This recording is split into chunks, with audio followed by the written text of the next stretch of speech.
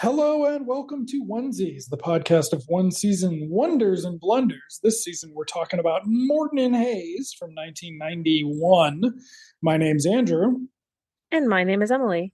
And we are on episode 4, Oafs Overboard. Oafs Overboard. Do you hear some interference real quick? I don't. Yeah.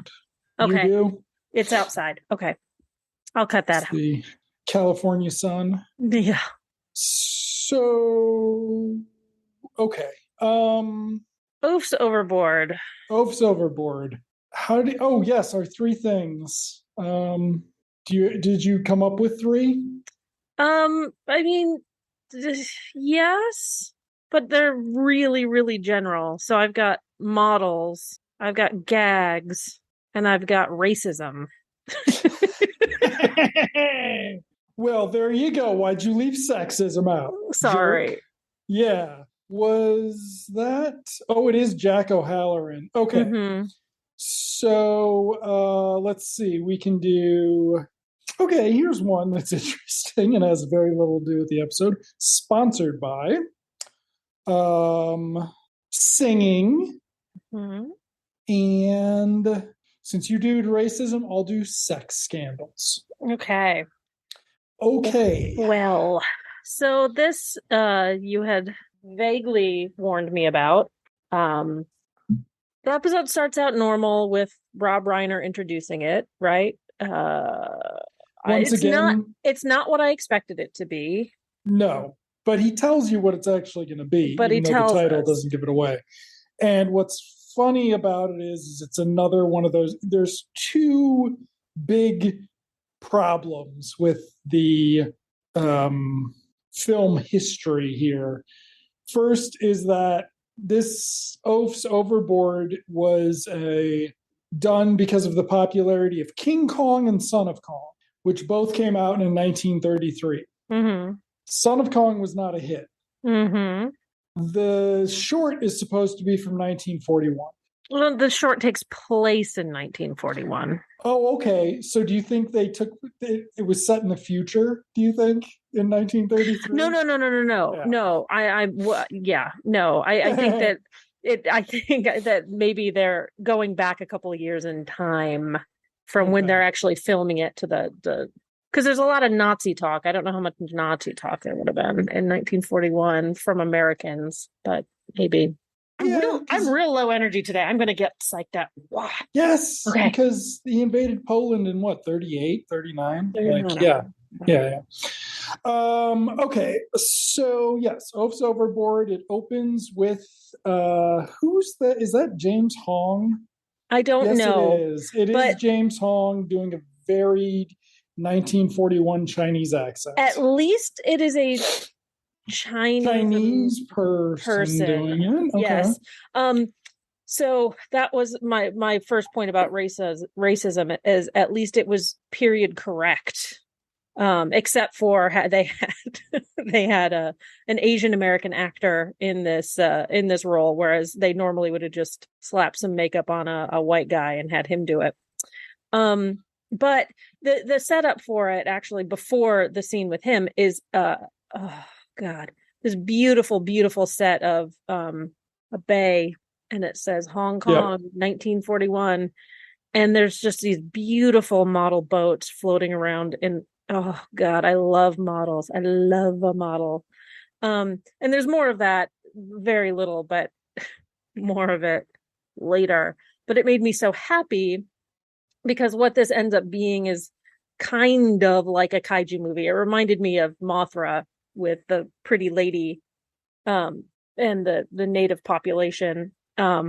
Except it wasn't an animal, it was a giant human being.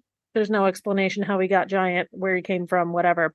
But anyway, sorry, off on a tangent. But the models in this were beautiful, and it made me very happy that they used models instead of just stock footage. Yes. And that dock scene is very nice. Yeah. The rest of it, Christopher Guest directs and guest stars with all the usual caveats. Yeah. But that opening deck sequence is very nice. But yes, so Chick and Eddie are sneaking aboard a freighter bound for the US. Is that it? They think that they're going to be stowing away on a cruise ship. Again, as mentioned last week, I thought it was going to be more of that, more like the Marx Brothers.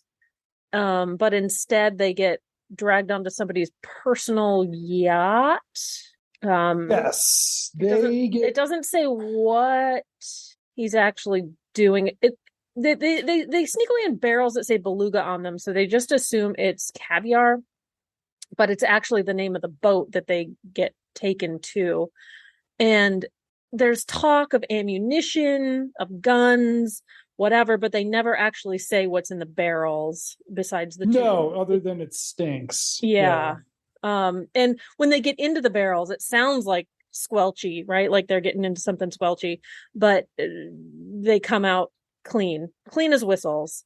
And so that was confusing and weird.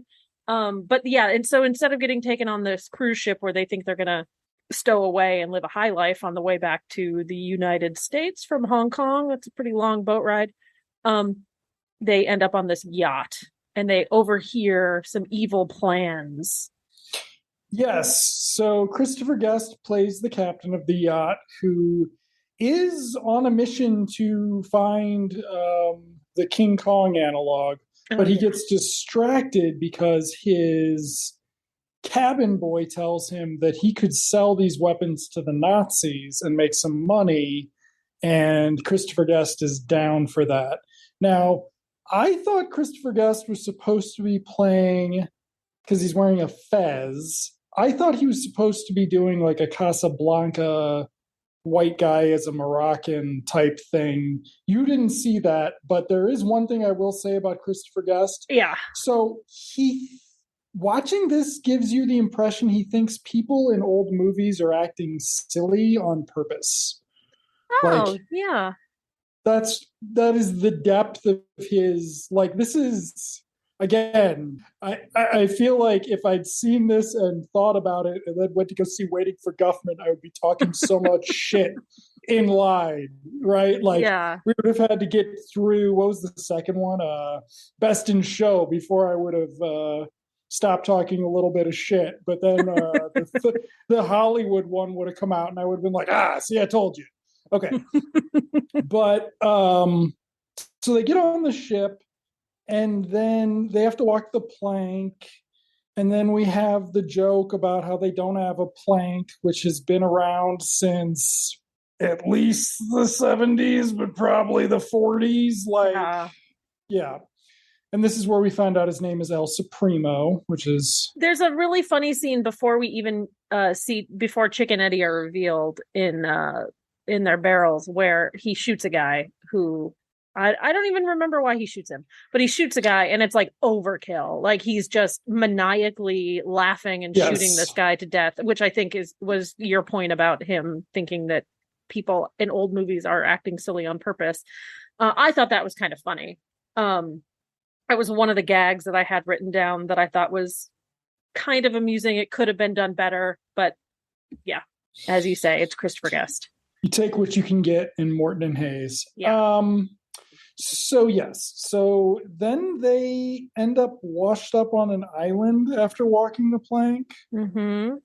Which, in my estimation, aren't they still on the dock? Like, you don't ever actually see the boat leave the dock. It's a dock it's an island in Hong Kong harbor. Oh, okay. Sure. Like... Okay. They don't call him Meathead for nothing, okay? So they get to the island and they break out in the Morton and Hayes song, which I think is the first time we've heard it. Yeah. It's very weird you're hearing the comedy team's song on the 4th episode of the show. Yeah. Yeah, it's really weird, but you do hear it a few more times. So. Yes, a lot of singing and dancing this episode. Yeah. So the locals stop once they hear the song and decide to offer them to their god Ooloo. Is he supposed to be a god? Or something. And so they start cooking him. And there's a bunch of gags about, Epsom salt for the aching muscles. Yes. Yeah. What are the carrots for? your eyes, obviously. Yeah. And this And is when oh, sorry. they think that they are going to be putting on a show, that they've impressed the locals, and they're going to be putting on a show for them. So for a good 3 minutes or so, they're confused as to why they're taking a bath and what they're doing, and who the opening act is going to be. Enter our guest star, Courteney Cox. Courteney Cox. Between Family Ties and Ace Ventura. And she is the chief's daughter who was educated at Vassar. Mm-hmm. And she's so also white. Is the chief ain't white? Yeah, we didn't really talk about the villagers. Yeah, it's a racist Polynesian thing. Yeah, a lot of language gags that aren't very good. No. And Courteney Cox does sign language while speaking? Some version of it, yes. And I'm not Some exactly... of it looked like ASL, and I was just like, why are we doing this? I don't know. It was a weird choice. It was. So the princess then goes and does a song, but it is not Courteney Cox singing. It is a obvious lip sync job. That's another gag that I enjoy when it's done well. And I don't think it was done super well here, but I think it was okay. Yeah, that's basically my review of the episode. It's better than I thought a Christopher Guest directed episode would be, type thing. Like, it's not the heights, but it's not the depths of Morton and Hayes. Yeah. So and it's also becoming clear throughout this exchange that Morton and Hayes are both madly and passionately in love with her, because she's a beautiful young lady.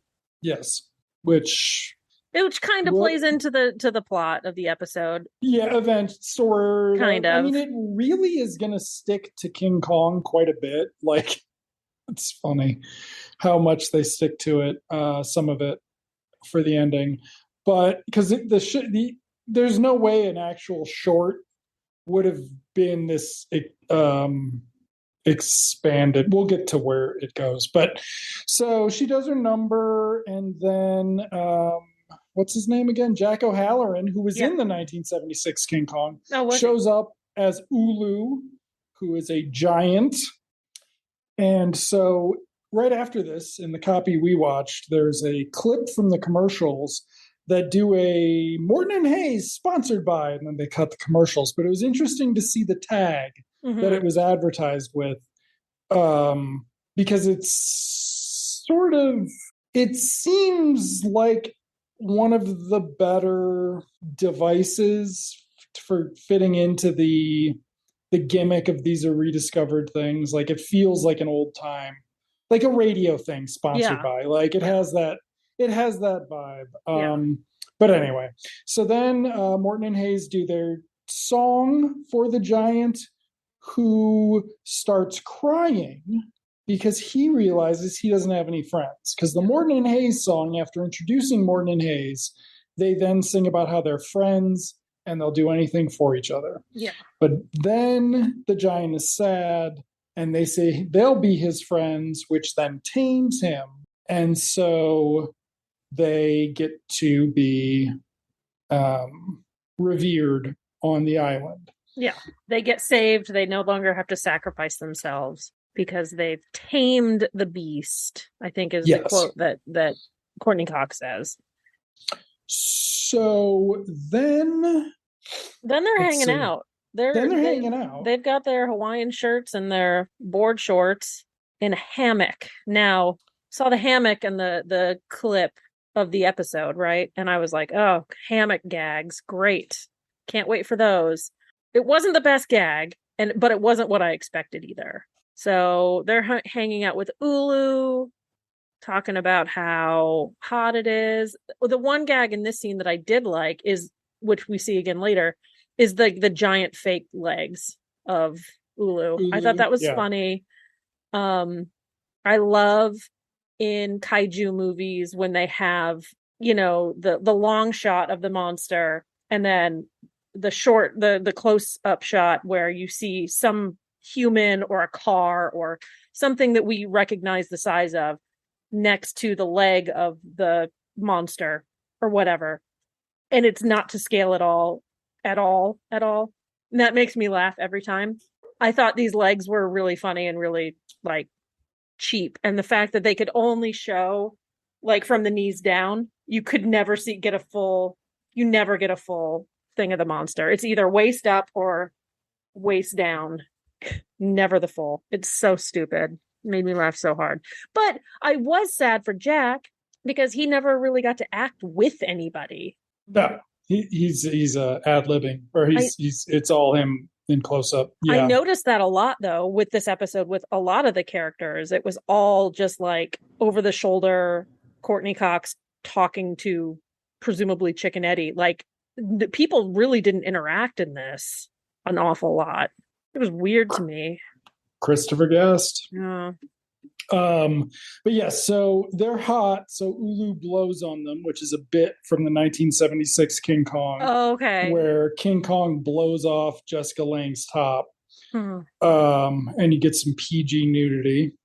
And then they go flying off of their hammocks, which again was not what I was expecting from the gag. It was kind of funny again because you're seeing I think we've seen it a couple of times with just dummies being thrown across the set. But it's getting a little tired. Maybe they could do something else. I'm going to guess they're not going to. But anyway, Courteney Cox shows up and is like, now that Ooloo's chill, I want to get married. I need to find a husband who's brave and can father 25 children. So both Chick and Eddie offer themselves up. And she says she's going to decide by the next full moon, to which my next note is, ugh, Christopher Guest, because he has just arrived at the island on his boat. And he has spied Courteney Cox, and he's liking that too. He has a monologue about all the 1991 acceptable sitcom terms, nasty stuff he wants to do to Courteney Cox. His first mate misunderstands and says, yes, sir, you can abuse that giant and I will look the other way. So, bros before giants. But then there's more dancing or something. Is there? I don't know. I've got singing and dancing. Oh yeah, so Morton and Hayes go late. They leave and they go to the princess's home to woo her.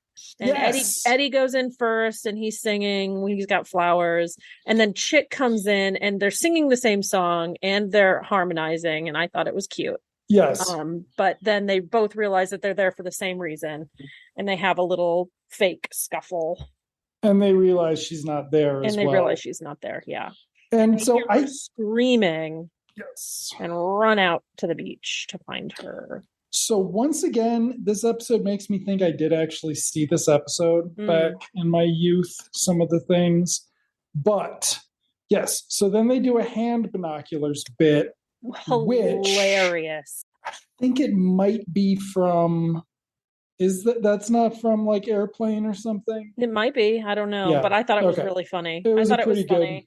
It was a pretty good hand binoculars bit where... So it's two things for me. It's the hand binoculars gag, which I thought was funny. And what they're looking at is the model of a boat hauling something. So it's Christopher Guest's boat. And then when they use the hand binoculars, they can tell Courteney Cox is on the boat, and they can see that Ooloo has been captured. And they know that it's El Supremo. Yes. I thought that was funny. Again, another model coming into play here. And so then, is this where the action just heads to... Yes. The action just heads to Times Square. Where Christopher Guest's great idea is to turn the giant into a Broadway sensation by having him perform Hamlet. Pretty stupid. Except he can't remember his lines. So there are some good sight gags about the giant in the on Broadway stage. Like you get your legs again, you get some low angle shots of what's his name, Jack O'Halloran. And then you get a lot of really shitty Christopher Guest, who is freaking out because everything is going wrong because Chick and Eddie have shown up to save Ooloo and to marry the princess. Yes. They're gonna rescue them and then figure it out later. Except, even though they are able to rescue them, he has not done anything else. They are usurped in their wooing by a young man. A young man Cliff? named Wally. Wally. The actor's name, I think, is Dennis Drake, and has gone on to does not have a shot on IMDb. Who just used to know Courteney Cox, and he's been wanting to marry her for years. He went on to write Legally Blonde, Down with Love, and a bunch of sitcoms. Okay. So, yeah, and then... he was also on a lot of Broadway, in Broadway a lot. Okay. Yeah. And then they do their full Morton and Hayes number for the Broadway audience. Dressed up in their Elizabethan costumes, which I thought was kind of goofy. Their disguises, and that's it. And you're like, this is a pretty good way for it to go out. They can't fuck it up, can they? Yes. Yes, they can. Because we've had some racism doesn't mean we shouldn't do some weird fucking misogyny where Rob Reiner talks about how the lead actress was involved in a sex scandal with Chick. Sorry, I don't know why. And when we come back from commercial, we find out that the problem was Chick was already married, but then he had another girl on the side, and somehow it all figured in, and he was making her do tawdry things underneath the table in a dining place in a restaurant, and they got caught by both the wife and the other girlfriend, and she went off and became a Guatemalan nun, while presumably Chick was fine because he was a dude. I didn't really even get what the sex scandal was. Just that she was performing dirty things under the table. Okay. I guess. Okay. They don't call him Meathead for anything. But yeah, that really, I was really sad I was already sad because I had so much Christopher Guest in the third act, but then I had to sit through Rob Reiner. At least it wasn't as long and drawn out. And at least they didn't bring Courteney Cox out in old age makeup and have her like being inappropriately slutty or something, right? Like it could have been worse. Yeah, it could have been worse. And again, I'm not putting the blame on Rob Reiner. Again, I'm not putting the blame on Rob Reiner. See, here's the thing about that, though. Other than Christopher Guest sort of sucking in his guest star capacity, not really being that good at directing the show, I would say that the script for the actual short is stronger than most of them. The Tom Gamble and Max Pro's team did better. It doesn't seem like that tag was them. I wonder if that was... Maybe. I don't know. When Rob Reiner wants to come on our show and be interviewed, we can talk to him about it. Well, get on that. You would make me be nice. So I would just sit over here and go Meathead a bunch of times. I don't know if we're keeping this in. But now you have to keep it in because I said that. But now you have to take it out because I said that. But now, okay. So, yeah, I mean, I don't know. It was better than the last episode, not as good as the second episode, and probably better than the first episode. Yeah. But it's a long way from the second episode. Yeah. Like, Courteney Cox isn't bad, but she's not good. She's not like Penelope Ann Miller was good. Courteney Cox just isn't bad. Yeah, everything else was just kind of mediocre. Again, I like the singing and dancing stuff, but it wasn't as entertaining as the singing and dancing in the last episode. But the last episode was much, much worse than this. The first episode was pretty bad too. Yeah. But so my husband and I were talking about this last night. He did not watch this with me, but he watched last episode, and his theory is that it was never meant to be more than a 6-episode thing, and that this is just a bunch of guys hanging out together with their friends, like some film school project. I don't know how I feel about that theory, but I can see the validity in that. Just Rob Reiner and Christopher Guest wanting to hang out, make something easy, rope a few of their other friends into it, and there you go. Yeah, but vanity projects on network television back in the day are not like, I don't know. I mean, I don't know that Rob Reiner's that fun, would be my other. Well, you're not friends with him. I don't think Christopher Guest is that fun because you're not friends with him, right? Doesn't he notoriously like kind of a jerk, kind of not a fun guy? I don't know. How close is he to the throne now? Oh, not very. Okay. Sorry, I watched Kind Hearts and Coronets last night. So Oh, I'm sorry. I like that movie. Go away. Wow, you're terrible. I like that movie. Okay. It was scrumptious. Ugh. Wow. Ugh. I now have to Google. I'm going to dress up like Alec Guinness as in costume for you next time. Oh, next time we do the podcast? Sure. Okay. That's going to be a lot of work in a week. Good luck. I'm expecting it. I mean, we're on Zoom. I could just make that my face, right? That's true. You could. How creepy would it be if I made it Alec Guinness's death mask talking that would to be you? Totally creepy. Wouldn't that be so creepy? That would be pretty cool. Seems like a lot of work, but maybe we'll see. So next episode, also directed by Christopher Guest, The Vase Shop.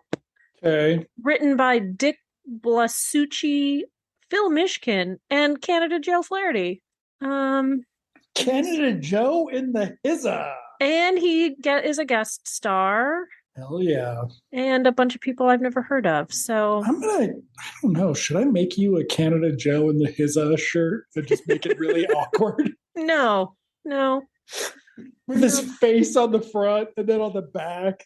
Like him giving one of his like bewildered expressions on the front, and then on the back it says Canada Joe in the hizza. No, you don't need to do that. Because he's not Canadian. Merch is coming. He's Canadian. He's an adopted Canadian.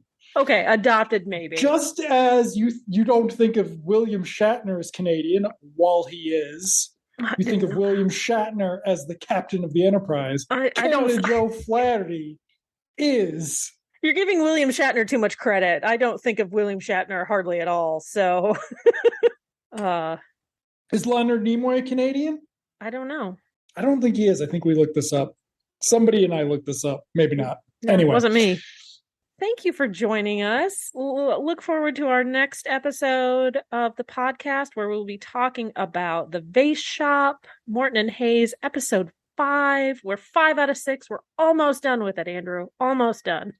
And odds are next time's going to be really bad because the even and odd situation for Morton and Hayes is not great. Yeah. But yes, we shall return. See you next time.